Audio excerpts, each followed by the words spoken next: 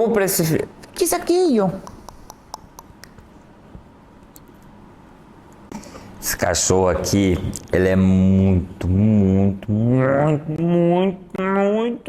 fofinho.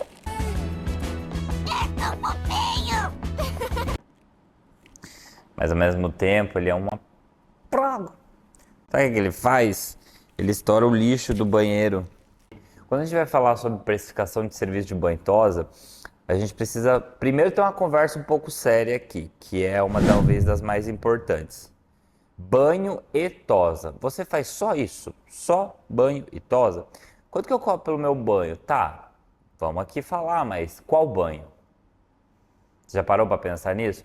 Por exemplo, a gente tem uma forma de trabalho muito robotizada dentro do banho e tosa, né? As pessoas trabalham de forma muito automática porque tem muito movimento, ou é o processo inverso, né? Tem gente que não tem movimento. Talvez se esse for o seu caso, coloque aqui que a gente pode gravar um outro vídeo para falar sobre como conseguir mais cliente. Mas vamos considerar que você já tem um banho e tosa, mas ele não está tendo lucro, então você chegou à conclusão de que talvez o maior problema seu seja em relação ao preço que você vem cobrando, que na maioria das vezes é o que acontece. Boa parte das pessoas pagam para poder trabalhar aí porque ela não precificou direito, mas além disso, vamos um pouquinho antes desse mesmo contexto, para que você entenda e seja bem claro para você. A gente, quando fala sobre serviço de banho e tosa, a gente não está falando somente sobre o banho, somente sobre a tosa, porque é muito limitante. O mercado mudou, as coisas avançaram muito. Então, por exemplo, 10 anos atrás a gente lavava cachorro de um jeito, fazia tudo de outro jeito, usava de outro jeito. Hoje em dia a gente faz um trabalho um pouco mais personalizado porque a demanda do mercado agora é essa. O cliente é mais exigente, o nível de competitividade entre os profissionais aumentou muito, muito, muito mesmo. Mas ainda tem espaço, tem muito espaço e sempre haverá, porque ao mesmo tempo que uns crescem, outros nascem e os que cresceram caem. É muito difícil uma pessoa se manter, como eu posso dizer a palavra, até ouvi um cabeleireiro muito foda falando sobre isso, Sérgio Camura. Ele falou bem assim que é muito difícil um profissional na área dele, né, de salão de beleza, um cabeleireiro, se manter relevante no mercado por muitos anos, por mais de 10, 20 anos. Você já parou para pensar nisso? As pessoas querem muito uma coisa momentânea, mas a questão do longo prazo é uma das coisas mais importantes para qualquer profissional da área de banho e tosa, porque é isso que vai fazer com que a pessoa se desenvolva, cresça e ganhe mais dinheiro. Você não vai ganhar dinheiro amanhã, entende? É um processo um pouco doloroso, dá raiva, ódio, mas a gente consegue com foco e determinação, tá bom? Então, quando a gente vai falar sobre a precificação de serviços de banho e tosa, a gente precisa entender a diversidade de serviços que a gente tem para oferecer.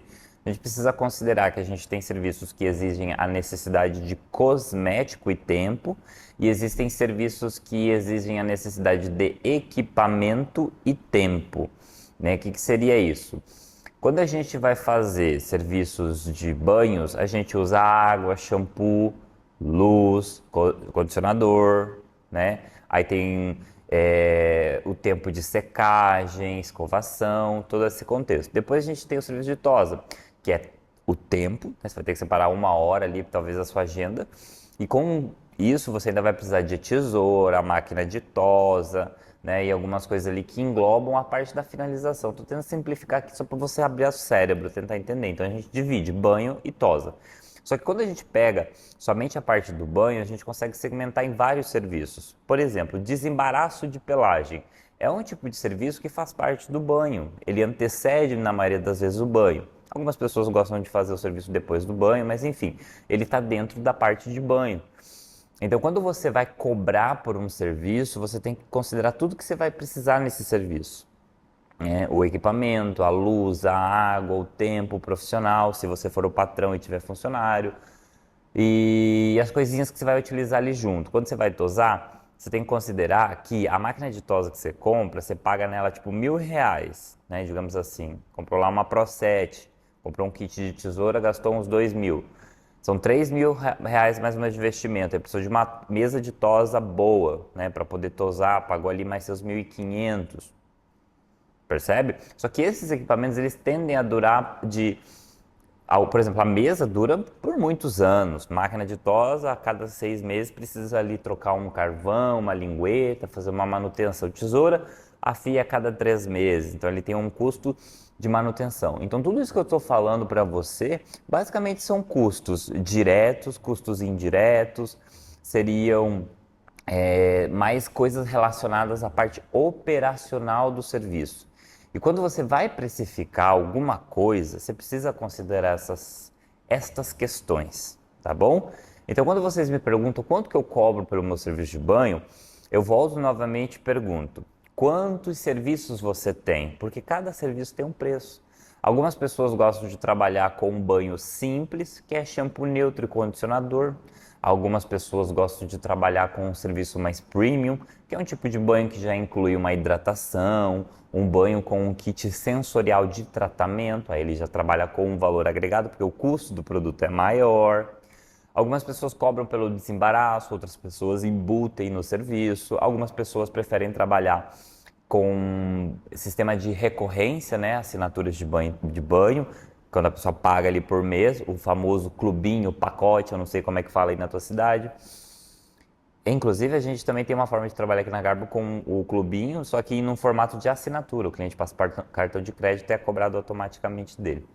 Bem legal, né? Outra hora eu explico melhor isso, como é que faz. Mas todas essas questões que eu estou abordando aqui, elas são questões individuais de uma categoria. Então, os serviços individuais de banho. Depois temos serviços individuais de tosa, né? O que seria isso? Tosa com máquina, você vai levar um determinado tempo. E uma tosa bebê em Shih Tzu, um tempo. E uma tosa com tesoura em Spitz alemão. Uma remoção de subpelo em um Golden. Então, tudo isso envolve uma questão de raciocínio lógico. Então, o que você precisa fazer? Preste atenção. Tudo que você tem dentro do seu ambiente que é necessário para a execução de um banho, você precisa listar. De um banho de uma tosa, né? Lista tudo. Por exemplo, sabe a internet que você paga para fazer o agendamento do cliente? Isso faz parte do seu custo operacional. Sabe a luz que você paga? Faz parte do custo operacional. O cosmético faz parte do seu custo operacional. A mão de obra do seu profissional faz parte do seu custo operacional. Os equipamentos de banho e tosa faz parte também do seu custo operacional. Depois que você tem esses custos de estrutura, tem uma outra questão que você precisa mensurar, que é o seu custo de tempo. Quanto que vale a sua hora? Essa é uma pergunta um pouco complexa de respondida, porque a pessoa só descobre o valor dela depois de um determinado tempo, e depois de um determinado tempo de ação no mercado. Quando você está há muito tempo trabalhando, você naturalmente constrói uma quantidade muito grande de clientes. Esses clientes eles se tornam fiéis, eles viram seus fãs, digamos assim. E eles são os clientes que normalmente sempre vão estar mais dispostos a pagar mais caro pelo seu serviço. E gradativamente, conforme os anos vão passando, os seus preços vão aumentando, porque existe uma coisa chamada inflação. Não sei se você conhece, sabe o que é inflação? Pesquisa no Google aí. E o que faz com que o custo das coisas aumente, né? Então você precisa também acompanhar isso e reajustando ano após ano o preço dos seus serviços. Caso contrário, você vai falir, porque não tem cabimento, entende?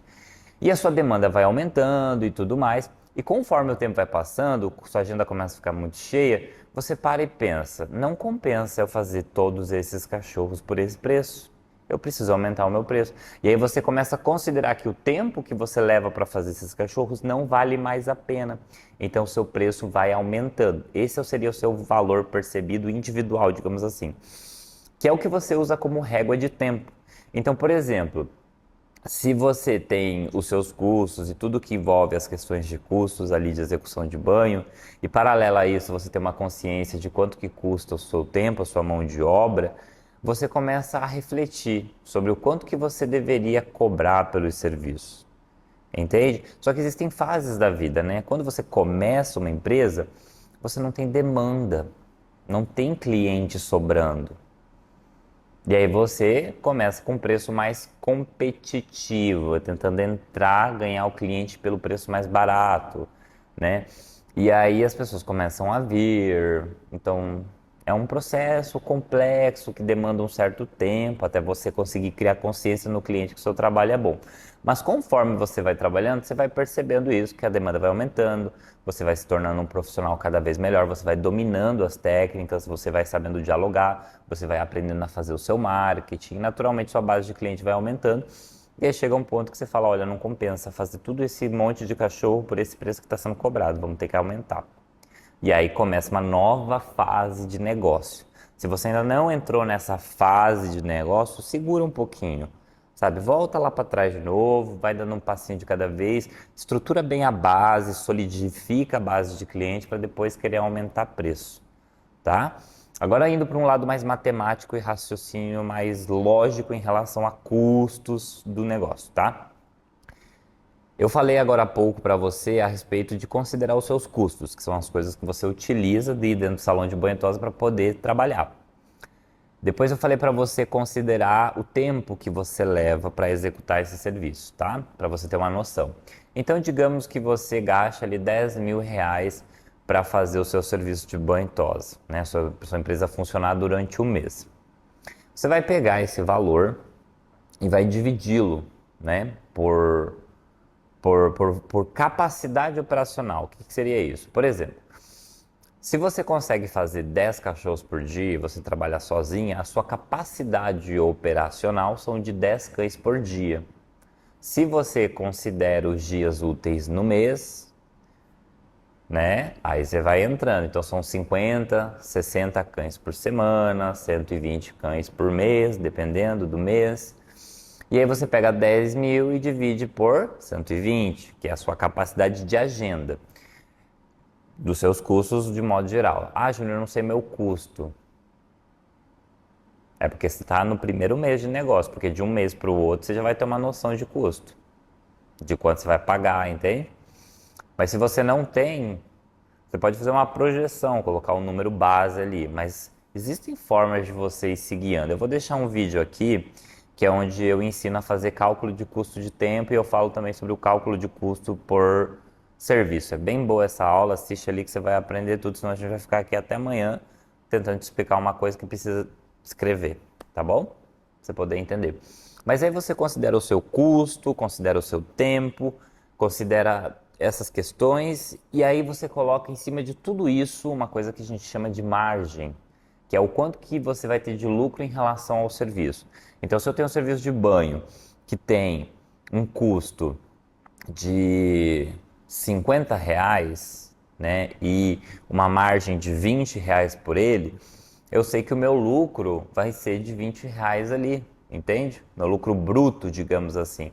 Porque depois que esse valor é faturado, existe uma coisa que se chama imposto. Você paga imposto sobre o valor que você arrecada, sobre o valor que você fatura.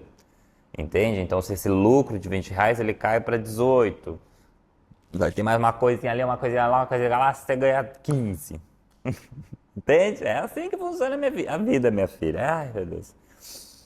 E então, de cada serviço que você faz, você nunca fica com o valor total, você fica com uma pequena parcela dele, porque serviço tem o seu custo, né?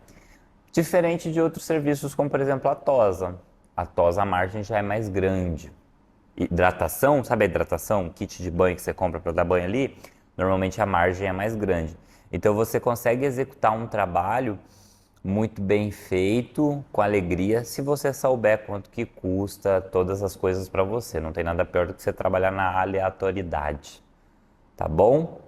Se vocês quiserem entender mais sobre esse assunto, vocês podem me perguntar, que depois a gente vai conversando um pouco mais sobre ele, porque é um assunto assim, minha querida, falar para você, que tem pano para manga, né? Eu só parei aqui para dar uma contextualizada sobre isso. Agora eu preciso ir trabalhar, tá chegando gente, já chegou a Rafaela aqui, daqui a pouco vai chegar uma galera. E é isso, tá bom? Um beijo e até o próximo vídeo.